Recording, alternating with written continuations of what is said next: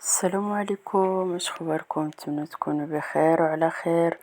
نتوما كتشاهدوا هاد الفيديو، مرحبا بكم في قناتي وقناتكم افكار بسيطه مع مريومه. نتمنى يعجبكم الفيديو، ما تنسونيش باللايك والتعليق الزوينه ديالكم، باشتراك باش يبقى يوصلكم كل ما هو جديد في القناه. بعد ما فتح محمد ترك حشود كبيره من المغاربه تستقبل دنيا بطمة، تفاجأت بهاد الجمهور الكبير اللي كانت يستقبلها.